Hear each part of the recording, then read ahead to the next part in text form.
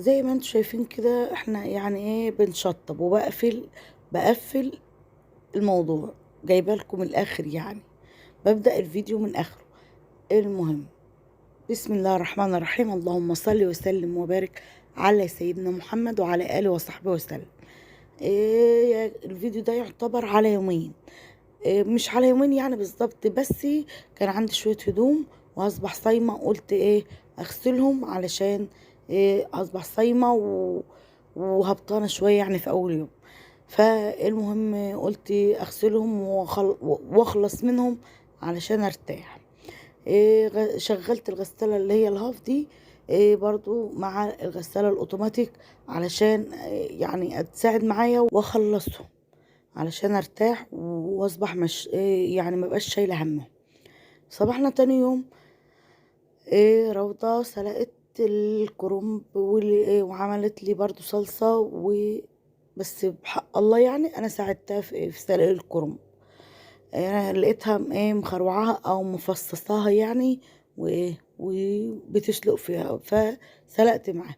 فنزلت طبعا علفت طيورنا وجبت فرخة ذبحتها، ولقيت جواها زي ما انتم شايفين كده، دهب ياقوت مرجان. يا ريت. المهم زي ما انتم شايفين بقى يعني جواها كتلة من الدهن، ما شاء الله ولا قوة إلا بالله. عارفين الأنثى مش كبد وقوانص؟ الأنثى بقى مش باينة من من الدهن ده خالص. يعني حاولت بقدر الإمكان إن أنا يعني أقول لكم بقيت بدور عليها وأقول جايز يكون الفرخة دي ماشية من غير أنثى، بس الأنثى دي يعتبر الجهاز الهضمي بتاع الطيور. ف المهم قعدت ادور واعمل على الانثى اللي عندي، ما لقيتها جوه الدهن ده. هي كانت يعني هي تربيه بيتي بقى، كانت بتاكل ذره وبتاكل من البيت، يعني اكل نظيف. وفي نفس الوقت هي خلاص بقى كده احنا بنقول عليها احنا ليست، او يعني الدهن كسى عليها، فما عادتش هتبيض ولا ما عادتش يعني. يبقى الواحد يذبحها احسن، لانها طالما ما بتبيضش يعني ما مناش منفعة، بتاكل وخلاص.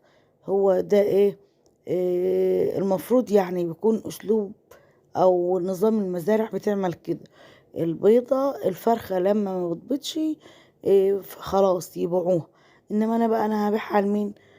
مش عايزه ابيعها اصلا خساره. انا كنت يعني عشم في ربنا كبير ان هم يبيضولي، بس زي ما انتم شايفين الوضع كده ما عادتش هتبيض طبعا. وهنا بقى غسلتها ويعني نظفتها وشوفوا الميه مدهننه او الدهن عامل ازاي على الجدار بتاع الطبق.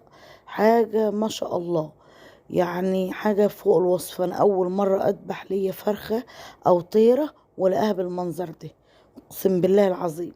واللي وصل هنا بقى اللي عندي كده في الفيديو يكملوا للآخر، وما ينساش يصلي على النبي واذكر الله في كومنت ويقول ما شاء الله.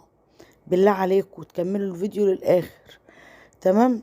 وما ينساش يحط لي لايك وسبسكرايب او اشتراك يعني في القناة، زي ما احنا بقى طالما فلاحين وبلدي ومش بلدي اشترك في القناة ويفعل زر الجرس الاحمر اللي تحت الفيديو في الشمال عشان يوصلوا كل جديد باشعاراتنا او فيديوهاتنا ما بتنزل.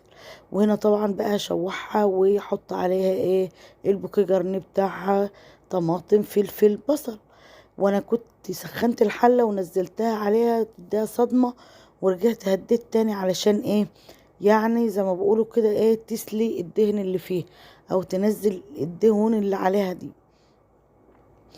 هديت عليها النار خالص عشان الحاجات دي تنزل. وبعدين بقى هنحط عليها المنكهات او البهارات بتاعتنا: ملح فلفل لورا او ورق غار وحبهان ومسمار او قرنفل، ماشي. وحتتين برضو كده من من كان كسرتهم من عود القرفة، تمام. ونقوم جايين مقلبينها ببعضها بقى كده، ونحاول نثبت الفرخة علشان تسلى كل الدهن اللي عليها، لانها تعمل لنا شوية شوربة بقى.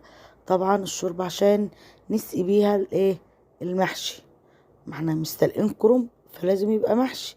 شايفين انا بحاول اوريكم الدهون اللي ايه، اللي على جدار الصدر من جوه او في العظم بتاعها من جوه، حتى من بره شوفوا ظهرها عامل ازاي.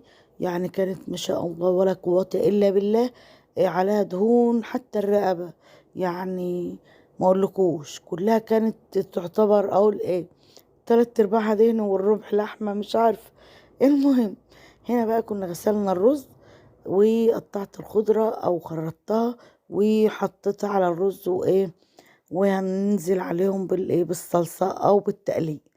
هنا كنت هعمل احط التقلية فين في يعني كنت هقلب في الحل، وحطيت البهارات بتاعتي فلفل كمون شطة ملح هرسة شطة، حطيت ده كله فين في الحلة علشان على اساس هقلب فيه. رجعت خدت الصلصة وحطيتها على الرز والخلطة دي علشان اقلبهم في بعض، علشان إيه، اللهم ذكرني اذا نسيت، استغفر الله العظيم من كل ذنب العظيم، قولوا معايا. المهم علشان ايه هحشي في الحل، فعايزاها تفضى علشان يعني هو الفيديو ده علشان يعني المهم هحشي فيها وايه، وفقلب الخلطة في الطبق التاني، وافضي الحلة دي من الصلصة اللي فيها عشان نبدأ نحط المحشي فيه. هنجيب بقى طبعا هنفضي الصلصة خالص بعد ما نقلب الخلطة دي ونخليها تمام كلها تتجانس مع بعضها وتبقى تمام التمام.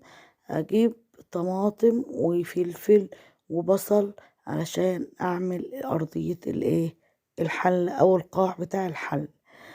خليكم متابعين معايا لاخر الفيديو، واللي بيدخل ويشوف الفيديو يا ريت يكمل للاخر، يا ريت يا ريت، ده طلب الوحيد منكم والرجاء الوحيد منكم.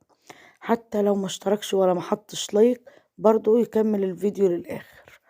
وهنا كنا زي ما قلت لكم كده حطينا بقى بصل طماطم فلفل حار او فلفل اخضر يعني عادي بارد اللي انتوا عايزينه. وبعد ما حشيناه وخليناه تمام وطبخناه وحمرنا الفرخة وروضة قطعتها وحطيتها على الايه على الصينية بعد ما فرطت المحشي، وده كان منظره. ايه رأيكم بقى؟ تعالوا كلوا معانا.